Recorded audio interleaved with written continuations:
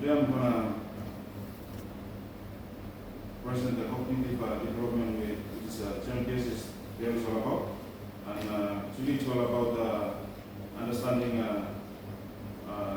child cognitive development. Before we dive into our presentation, I'll be going through the brief bullet points up there, what I'm going to present today. Firstly, I will be giving you guys a brief history on John Pierce and the key concepts of Pierce's theory, which is the sensory motor states, the pre-operational states, and the concrete operational states, the formal states, and how we can use John Pierce's theory in the classroom as well as at home. And finally will be my conclusion. If you look up from the picture here, it is a picture of Jean Piaget. He was a Swiss psychologist, was born in 1896 and died in September 6, 1980. He was also the first psychologist to study child development. And he had a doctorate in zoology and philosophy in 1980. Jean Piaget talks about the main states, the four main states of cognitive development of a child or inside human lifespan. The first stage, he names it sensory motor states. This is from birth to 2 years old. The second stage is the pre-operational stage, which is from age 2 to 7 years old. And the final stage, which is the stage number 4, is the formal operational stage, which he believes that it was age 12 and upwards to or onwards to adulthood. The first stage, the sensory motor stage. What is the sensory motor stage in child development or child cognitive development?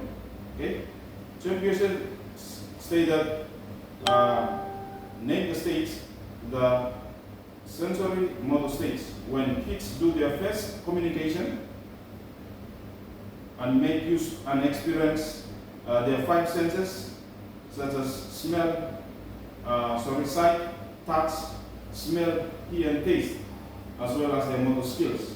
Okay, what are the first communication which you can identify from the child from birth to 2 years old? If you look at from the picture up there, the first picture. This is the first reflex which a kid does. Okay, he communicates. So the signs where you can identify that the kid is communicating is when you see the kid is sucking his thumb or her thumb, showing his tongue, and grabs all onto your fingers. Or even you play with his leg, you will also laugh or happy. So this is the first reflex that you can see or you can identify from a kid. Okay? Child also develop object permanence during that age. So an example is a child, if you hide a teddy bear under a calico, the child, if you hide the teddy bear under a calico, the child will still get the image that believes that the teddy bear is still there because he already had captured the image. He already know the image of the teddy bear. And from that age as well, Stava 2016 also says that at the age of 2 to 3 years old, most kids are able to walk, jump, and run. So we can identify themselves from their facial expression when they show they are happy because they experience new motor skills or motor developments. Okay, if you look from the picture up there, there is a kid holding on to some toy, and he was tasting, and also he played with the toys. Okay, so during the age, the kids develop their motor skills as well. According to Bernstein and Kessen, 2017, the movement of motor skills is very, very important to human cognitive development. Because why? Movement determines communication. If you don't know how to move, you will communicate, can't communicate. Okay? And also, movement release stress. Movement also solves problems. And movement also develop different skills. If you know how to use your hands to move around with, you will know some skills like weaving and all this. So he was telling us here that movement or the motor skills are very, very important. So it even helps people to socialize and adapt to their respective environment. Stage 2, the pre-operational stage. This stage, Jean-Pierre said that that stage around the age of 2 to 7 years old, where Bierschel called the stage ecocentric stage. This is because children perceive something in their own perspectives. Example, they can see, like, they love to do pretend plays. Okay? If you look at from the picture, yes, the picture shows my son. He's every time he come back to school, he get a calico and tie it around his neck and pretend that he was pretend to be Superman and run around. And he was also like to fold the papers to make paper planes. And he told us that one day he wants to be a pilot. Okay? So during that stage, they also develop behaviors such as imitation, symbolic play, drawing and mental imagery. Okay? Imagery, sorry. So about imitation, at home I have a daughter. She was in class 4. When she comes home, sometimes she would imitate her own teacher. She would get a stick and walk around the house, and he would mark his small brothers to sit quiet, and he said, okay, do this. So he's trying to imitate her teacher back at school. And also, they always use papers to draw at home. Okay? They draw a lot. They draw imaginary things, okay, during that at home. So this shows they develop such those behaviors of imitation, symbolic play, drawing, as well as mental imaginary. Children by the age of 4 to 7 years old also develop curiosity in learning new things. Okay, they're curious about their new environment. Okay, this year I bring my kids to Fiji, and they always curious of asking questions. Why in Fiji we have all those iron gates on our doors, or iron bars on our doors, or iron bars on the window, whereas in Vanuatu we don't have those bars.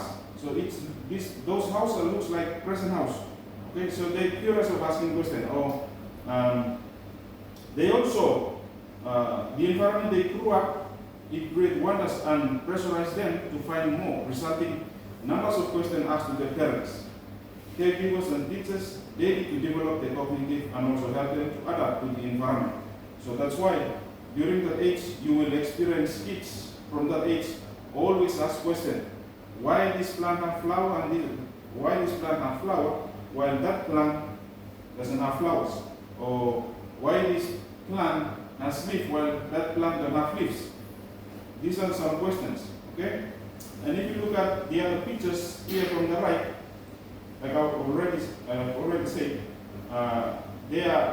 the kid there is trying to, he's holding onto a broom, and imagine that he was riding a horse. During the time they have a lot of imagination, okay, about something. They imagine of to become a doctor, or a cowboy, or a pilot, or even a teacher. The stage 3 is what Jean-Pierre tells us that it was the concrete operational stage, which is the age around 7 to 11 years old. During that stage, children display signs of abstract thinking, rather than egocentric. Okay? So if you look at the picture from the right, a kid can conclude that no matter the shape of the container is different in size, but it holds the same volume of water. So also, according to Mellor 2024, the congregate personal states can be summarized in 5 elements which a child can master.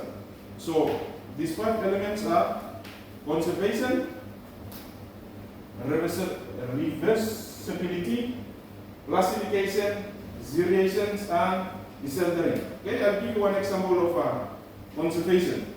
Okay, during that stage, a child understands that the object can change inside the volume of that container, but it remains the chuck, as I already explained. The cup can be changed from shape, but the volume remains the same. This is what we call conservation.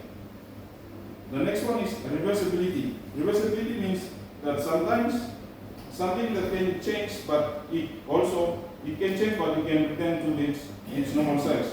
For example, the ice block. Okay, the ice block. So it can change from it can be solid, but when it melts, it changes to liquid. But if it goes back to the fridge, it goes back to its normal size. So they also understand. They also have the ability to understand this. And also about the classification, they also have the ability of classifying things.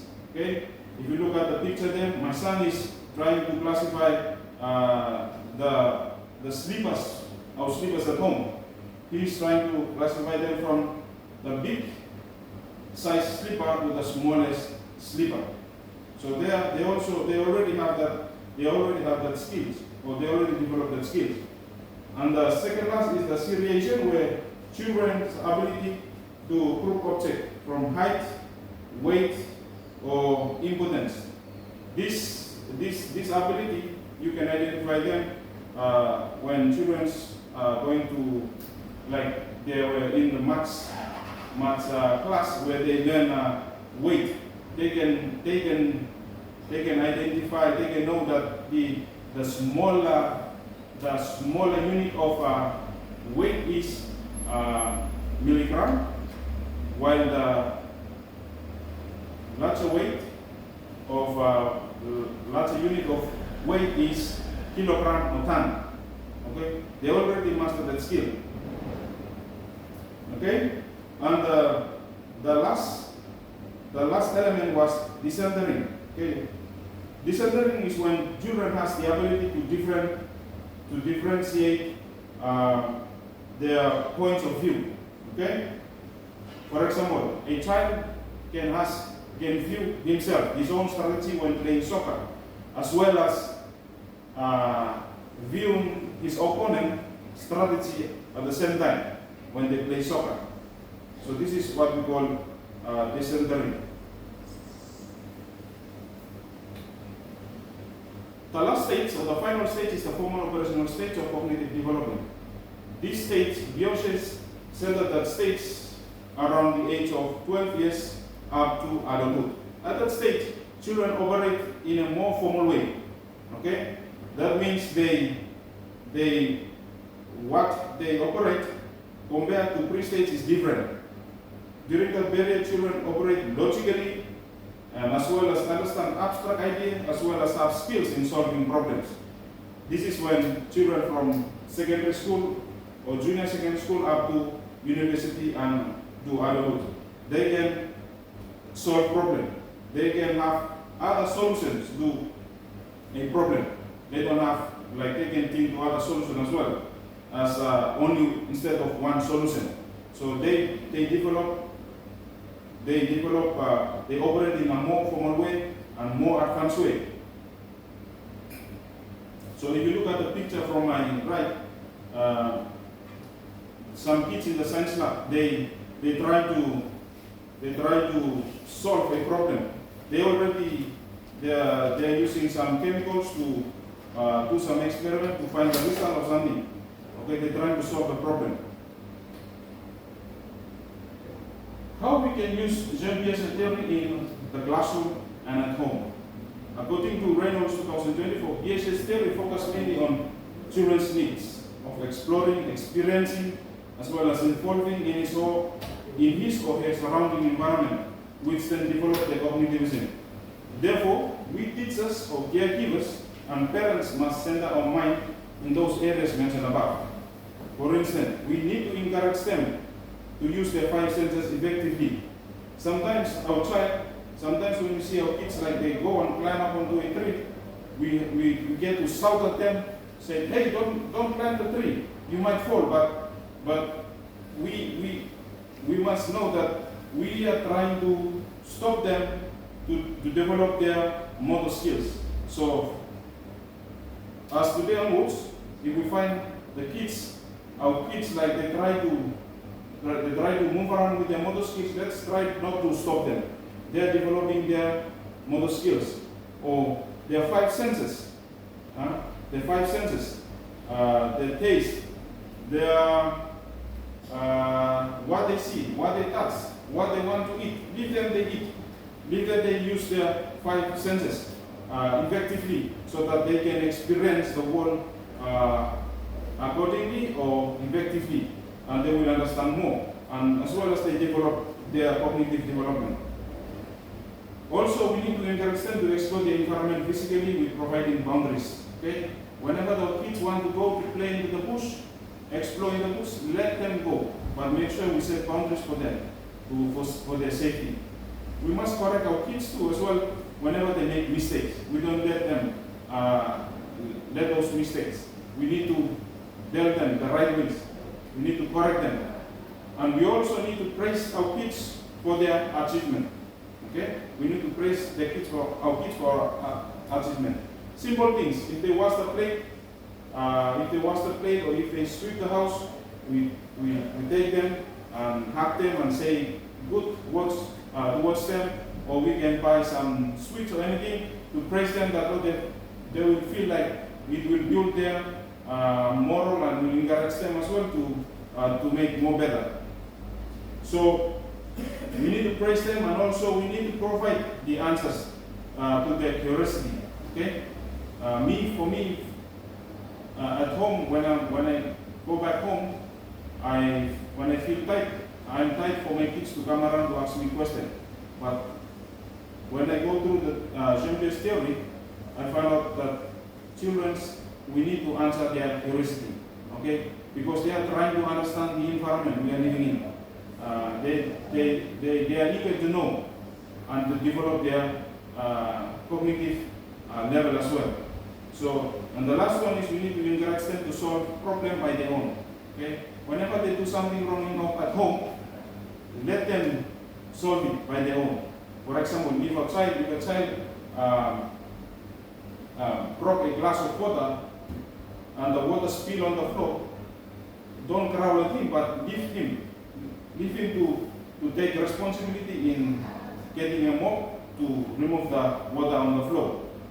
Okay? Instead of solve the problem to him, leave him or leave her to do the problem or solve the problem by his own or her own. For my conclusion, Japhetson theory of cognitive development has shown a clear understanding on how we human beings develop over our lifespan, as well as showing how our children or we human interact with our environment. In order to develop cognitive and physically experiencing our complexity world. However, while people raise critics to his theory, but I conclude that his theory is still the foundation of psychological development from infant to adulthood. Thank you all for your listening.